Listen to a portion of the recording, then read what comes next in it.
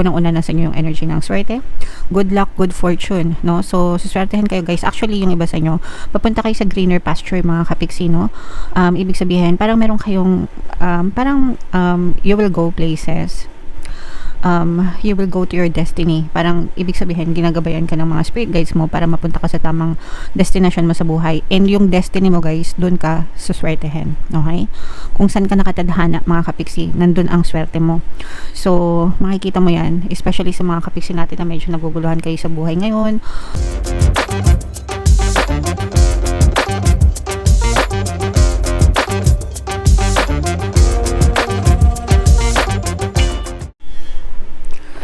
Hello guys, hello Capricorn, welcome back to Pinay Pixie Tarot. Ang pamagat ng episode natin for tonight is second quarter kapalaran guys, para ngayong April, May, June para sa 2026 para sa Capricorn guys. So unahin natin tong deck na to. Ito yung mga angel messages para sa inyo mga kapiksi. Kung ano na lang yung makaresonate guys, take that message. So, eto guys, napakaganda na to. Ibig sabihin, magiging maganda yung daloy ng buhay nyo, no? Very smooth, very suabe yung flow ng buhay nyo guys ngayong second quarter ng 2026. Although, ibabangga natin yan dito sa spread nyo guys. Pero, ibig sabihin dito guys, wala kayong masyadong balakid, wala kayong masyadong magiging problema, no? Ngayong panahon na to mga kapiksi. So, i-claim nyo na yan guys sa comment section, especially sa mga blessings at sa mga biyaya, no? Magiging maganda yung dollar ng blessings at biyaya sa inyo Capricorn. Another message para sa inyo guys is matuto kayo mag-set ng boundaries, limitations mga kapiksi. Dapat alam nyo, no? Okay lang naman na tumulong mga kapiksi, no? Actually ina-encourage nga natin kayo na tumulong sa ibang tao, pero kailangan may boundaries din and limitation, kasi merong ibang tao na mapagsamantala guys, no? Mapagsamantala yan, sobrang ng liwanag. So kailangan nyo rin protektahan yung sarili nyo dun sa mga mapagsamantala na yun mga kapiksi, okay? So you also have to protect yourself para hindi kayo maabuso. Another message guys, ayan, no, nagliliwanag, maliwanag, nagliliwanag ang inyong kalangitan ngayong panahon na to, ang inyong buhay. Ibig sabihin, wala kayong masyadong problema, walang masyadong bagyo sa buhay nyo, no? And again, sabi ko nga, very smooth, very suabe yung takbo ng inyong pamumuhay mga kapiksi. Okay, so far so good. Napaka-positive na mga mensahe sa inyo guys. Tingnan naman natin itong sa love naman mga kapiksi, sa love message guys. Kung ano lang yung makaresonate guys, take that message.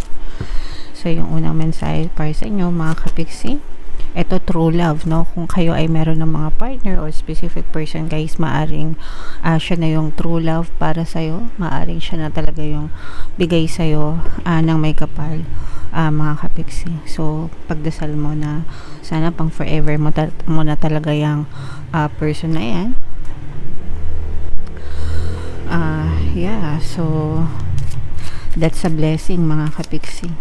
Another message para sa inyo Capricorn. Ito naman sa iba, unrequited love. Ibig sabihin nito one-sided yung inyong relationship. It's either ikaw lang yung nagmamahal sa kanya, or siya lang yung nagmamahal sa iyo. Walang masyadong attraction, walang masyadong chemistry sa relationship nyo guys, no? And madalas yung mga ganitong klase ng relationship, nagfo-fall apart ito kalaunan, kasi hindi nasusustain, hindi kinakaya kapag isa lang yung nagmamahal, di ba? Mapapagod kapag walang bumabalik sa kanya. So nasasaid din yung laman niya mga kapiksi. Kaya more often than not, yung unrequited love, hindi talaga siya pangmatagalan mga kapiksi. And ito naman, this could be the one. So itong dalawang to guys, no? Maaring ito for some of you, no? Maaring siya na talaga yung person nyo mga kapiksi, and maaring true love yan. Although for some of you, maaring suffer kayo dito sa unrequited love, mga kapiksi. So again guys, iba-iba kayo ng sitwasyon sa buhay, kung ano yung makaresonate sa inyo, take that message kasi alam nyo naman kung ano dyan yung energy nyo guys. Okay? Alright, so comment down below Capricorn na feeling nyo nakaresonate kayo dyan sa mga messages na yan. Shuffle natin yung deck nyo guys.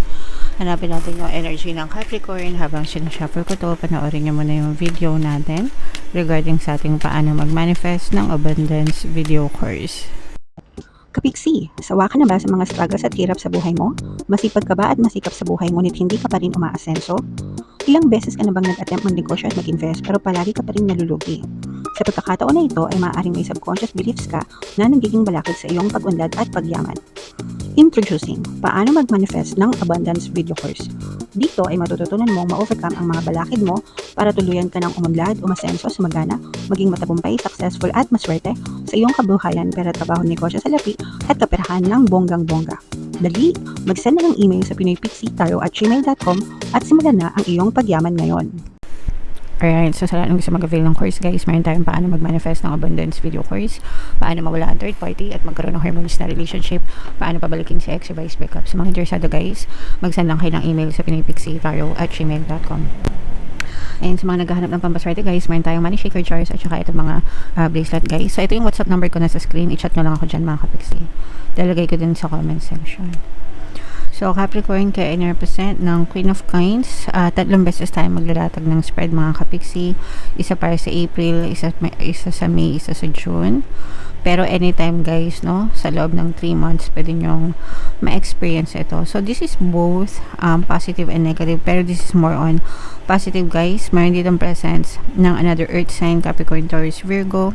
For some of you guys, no, na nararamdaman natin na unahin natin dun sa negative. Actually, no, this is not negative. This is a very, very positive energy guys. Kasi unang-una nasa inyo yung energy ng swerte, good luck, good fortune, no? So, suswertehin kayo guys. Actually, yung iba sa inyo, papunta kayo sa greener pasture, mga kapiksi, no? Ibig sabihin, parang meron kayong, you will go places. You will go to your destiny. Parang ibig sabihin, ginagabayan ka ng mga spirit guides mo para mapunta ka sa tamang destination mo sa buhay. And yung destiny mo guys, dun ka suswertehin. Okay? Kung saan ka nakatadhana mga kapiksi, nandun ang swerte mo. So, makikita mo yan, especially sa mga kapiksi natin na medyo naguguluhan kayo sa buhay ngayon. May mga hinahanap kayo guys. Once nahanap nyo na yung once nakita nyo na yung hinahanap nyo, no? Doon na magsisimula yung magandang pasok ng swerte nyo sa buhay. Sabi ko nga guys, diba, ito very smooth, very suabe yung inyong pamumuhay mga kapiksi. Yan yung greener pasture na sinasabi natin, and then dyan yung swerte nyo guys. Okay? So i-mind nyo na yan guys sa comment section. Mine swerte, mine good luck, mine good fortune, greener pasture mga kapiksi, destiny. And yung iba sa inyo guys, may tutulong sa inyo, may magsasalba sa inyo mga kapiksi. Actually, kayo yung tumutulong sa sarili nyo, no? Parang yung iba sa inyo, you're starting to realize na walang ibang taong tutulong sa inyo, kundi ang sarili nyo din mga kapiksi. Kaya parang nilalagay nyo sa palad nyo yung sarili nyong tadhana. And tama naman yun guys, no? Dahil sa buhay natin, tayo yung accountable, tayo yung responsible sa sarili nating buhay. Hindi natin yan pwedeng iasa sa ibang tao mga kapiksi. Okay? Alright. So, i-mind nyo na yan guys sa comment section, yung mga tulong, itong mga swerte, mga kapiksi. Alright? So, what else? Tingnan pa natin. Meron ditong presence guys ng air sign, Aquarius, Gemini, Libra. For some of you, maaring may air element ka sa inyong natal chart, or you may be dealing with another air sign. Ito guys, yung nakikita natin, yung sinasabi nga natin na the true love, at saka this could be the one, no, sa relationship mga kapiksi. Maaring yan na yung partner or specific person na talagang inaantay mo sa buhay mo. Or kung meron na kayong specific person guys, magiging very harmonious yung relationship yung dalawa ng person mo mga kapiksi. And parang you are one, no? You are one nitong person mo. Parang sa lahat ng goals, sa lahat ng dreams, sa lahat ng ambisyon, pareho kayo nitong person mo, mga kapiksi. Okay? Kaya malakas yung chemistry nyong dalawa, guys. Alright? And ito naman, guys, nakikita natin na marami kayong this is going to be a tough competition. You will face tough competition sa buhay nyo, pwedeng sa negosyo, kung may business kayo, guys, mapapansin mo na mahigpit yung competition sa business or sa trabaho, ganun din, mga kapiksi. But sasuccess kayo dito, guys. Kumbaga, yung competition na yun, it's a friendly competition, and magiging maganda yung magiging resulta na to sa inyo, mga kapiksi, no? Pasensya na. Naiinis ako, may nakikita akong gusot, guys. So yun, as I was saying, mga kapiksi, no, this will only bring you success, no?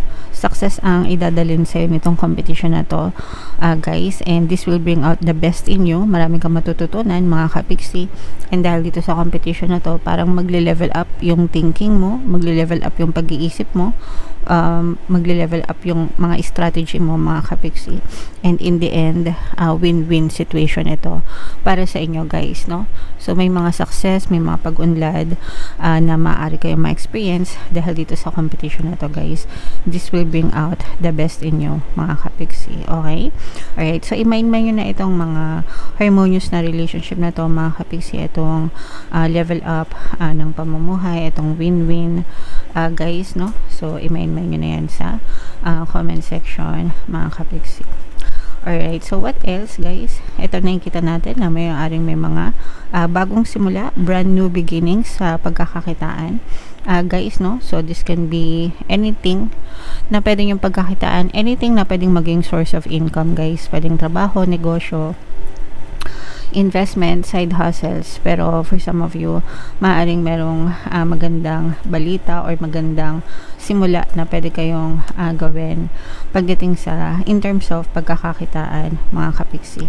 And ito, guys, no, sulit din, parang sinasabi din dito ng universe na magiging sulit yung mga sacrifices mo sa buhay, kasi may mga good karma na maaari kang ma-experience, no, maaring ibigay sa'yo si universe. Yan yung kapalit ng mga pagsisikap nyo sa buhay. So wag kayong malumbay kapag nagdadanas kayo ng mga paghihirap or pagsubok, kasi as long as gumagawa kayo na mabuti, mga kapiksi, kasi good karma naman yung balik nyan sa inyo. Si universe yung magbabalik sa inyo ng rewards na deserve nyo sa buhay nyo, Capricorn. Okay? Alright, so i-mind nyo na yan, guys, yung mga good rewards, good karma na yan, mga kapiksi, itong mga brand new beginnings pagdating sa pagkakakitaan, Capricorn. Alright?